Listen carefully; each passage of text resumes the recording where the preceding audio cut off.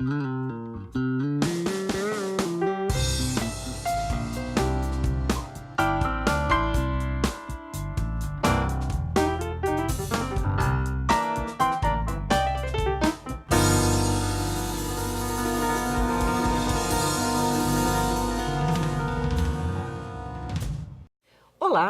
Desde tempos imemoriais, o ser humano teve necessidade de deixar uma marca física no mundo.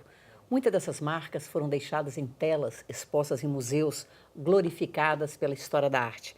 Mas muitos outros preferiram os espaços públicos, as ruas, as paredes degradadas de prédios abandonados, prédios públicos e até de propriedades particulares. Mas o que vem a ser essa manifestação chamada por alguns como grafite? Até onde ela precisa ser transgressiva para se justificar? Quais os limites entre o grafite e outro tipo de manifestação, o picho, a pichação? Para falar sobre este tema, o grafite na atualidade e seu potencial educativo, convidamos o grafiteiro Nilo Zac, conhecido por seus alegres e afetivos palhaços, espalhados por Belo Horizonte e por várias cidades brasileiras e Portugal. Bom, Nilo, vamos começar falando um pouquinho da origem do grafite, embora ela, às vezes, quando você estende muito o conceito, eu percebo que ela vai tão para trás que é quase no começo da humanidade. Sim. Então, se a gente estende demais o conceito, alarga demais, os bisontes de Altamira, os grafites de Pompeia, tudo vira grafite, né? Então, assim, mas existe uma coisa mais contemporânea, parece que tem uma personalidade mais contemporânea. Então, onde que você colocaria mais ou menos a origem assim, do grafite tal como a gente conhece hoje? Olha, o grafite moderno, né, contemporâneo, ele vem junto com a criação da tinta aerosol. Com a criação da tinta aerosol, ficou mais fácil, rápido e prático fazer as intervenções na rua. Porque uma das características é a rapidez, até para fugir da polícia, né, vamos dizer. Exatamente, porque se você pegar, ele teve dois momentos, né, de criação nos Estados Unidos e na França. Na França tem uma questão mais política e mais voltada para o que a gente conhece como pichação. Tanto que você falou da cidade de Pompeia, lá existia muitas pichações, foram encontradas. Roma Antiga também, esse termo pichação. E de caráter político, né? Ele vem de escrever mensagens de cunho político ou maldizendo alguém com piche. Porque o piche, depois que ele está nas paredes, ele não sai nunca mais. E tem a questão do grafite, que é mais artístico, que é lá dos Estados Unidos, mas não menos transgressor, que ele veio com a origem do hip hop e ele era feito em áreas de gangues, demarcação. Depois, com o tempo, os grupos de grafiteiros começaram a fazer isso nos metrôs. Porque já que tinha uma demarcação de gangue mesmo, eu não posso ir no seu bairro, porque lá é uma gangue dominante, no meu é outro, mas eu quero que minha arte chegue até você. Então eu grafitava o metrô, porque o metrô é em toda a cidade. Então eles estavam sempre um passo adiante. Porque, por exemplo, se a cidade ela é sitiada, se, por exemplo, as pessoas da periferia não podem ir em tal museu porque não se sente bem naquele lugar. Às vezes nem em shopping. O grafite ele vem lá no seu início, no final da década de 60, 70 e depois 80, com isso, assim, se eu não vou, a minha arte vai. Então eu não sou conhecido, mas a minha arte é. Agora, ainda você falou França, mas a gente pode estender, assim, a Alemanha, outros países sim, também, sim. Aí né? eu peguei, assim, peguei bem na origem mesmo, na origem. assim. Porque aí você pega no final da década de 60, 70, você tem uma origem nos Estados Unidos, mas simultaneamente na França também. Só que depois, lá na década de 70, ele já começa a se espalhar tanto que aí toma conta da Europa, dos Estados Unidos inteiro. Tem os focos, né? Mas ele toma conta basicamente dos Estados Unidos todo. Todos os lugares você consegue ver algum resquício. E nos Estados Unidos, quer dizer, lógico que eu não entendo muito do assunto, né?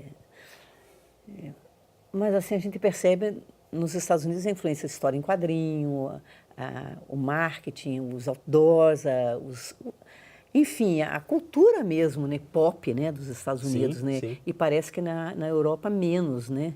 Sim. Eu acho que na Europa os grafites, eles tendem duas linhas bem radicais. Eu morei um tempo em Portugal, e aí eu dei uma volta pela Europa, e são duas linhas bem radicais. Tem a linha do vandalismo mesmo. Você chega em Paris, os trens, principalmente nas periferias, todos grafitados. letras e demarcação Como de ação território. política mesmo, de Isso. intervenção na cidade, né? E- Uma cidade que os exclui. E tem um outro que é a questão muito voltada para as artes clássicas. Uma galera que aprendeu a técnica do grafite, de pintar com spray, e se dedicou a uma pintura quase clássica. Eu não posso falar clássica, porque o grafite é bem contemporâneo. E é engraçado que esse casamento transforma o grafite numa coisa nova. Porque o grafite, na sua raiz, ele é essa questão das letras, da ação política, de demarcação de território. Assinatura, né? A assinatura é muito importante. É Às o vezes... tag, Sim, né? é o tag em inglês. né? E aí, Que não é a assinatura do nome, é a assinatura, às vezes, do estilo, né? exatamente. Não é o nome, até porque o nome dá problema, né? Às vezes. Exatamente, tanto que meu nome artístico é Nilo Zak, porque quando eu comecei, eu era muito influenciado pelos grafites norte-americanos, e lá eles trocam o nome pelo um codinome. Porque lá, em alguns estados, o grafite ainda é legal, e aí eles usam um codinome para não serem identificados. E aí, como eu comecei numa oficina que teve um vínculo muito forte com o hip hop, eu resolvi trocar meu nome por um codinome, mesmo fazendo um trabalho completamente diferente. Quando se fala codinome, é um nome mesmo ou é uma marca gráfica? Não, o meu é um codinome mesmo, Nilo Zak. Meu nome é Nilo César, e meu nome artístico é Nilo Zak, porque quando eu comecei a fazer grafite era só o Zak. E aí fazia o grafite, às vezes, escrito Zak, como uma marca. E por que, Zac? Ah, é uma história engraçada. Tinha um seriado que passava na TV e tinha um dos personagens que chamava Zack. E era engraçado que o personagem era um vilão. Eu falei, olha, um menino, magrinho, da periferia. Você começou muito jovem, né? Comecei. Na verdade, eu comecei com o picho. Foi a primeira coisa que eu tive contato. Você tinha quantos anos? 13 anos. 13 aninhos, né? E aí eu pensei, um menino pobre, da periferia, magrelo. Se eu não chegar com um nome forte na rua, eu vou ser engolido. E aí eu escolhi esse codinome, que era de um personagem no seriado que chamava Zack, que era um vilão na época, e saí assinando algumas paredes. E aí o pessoal via aquele nome forte, né? Porque fazia o link com o seriado e falava, olha, aquela assinatura, aquele grafite, aquele picho, não vamos mexer. Aqui, respeito, né? Isso. Até descobrirem quem que era. Que era um magrelinho. Sim. Aí já joga tinta por cima. Exatamente. E é uma guerra estética ao mesmo tempo, né? Sim, uma das coisas que eu batalho muito hoje é de minimizar essa guerra que está sendo muito estimulada em São Paulo, sempre foi muito estimulada em São Paulo, que é do grafite contra a pichação. Acho que a melhor política não é ser contra nada, é ser a favor de alguns ideais. E trazê-los, quem sabe, né? Os pichadores, ou não. Sim, claro, claro. Tem que ser uma arte inclusiva. O grafite ele é democrático porque ele é inclusivo. Então não tem como eu falar, você não pode. Eu estudei na Escola de Belas Artes da UFMG e eu sei o quão é difícil você ingressar no mundo da arte por caminhos que são ditos clássicos, assim. Você tem que fazer uma prova, você tem que fazer prova de conhecimento, você tem que fazer prova de desenho. E o grafite, ele quebra isso. Você quer fazer arte? Miriam quer fazer arte? Eu quero.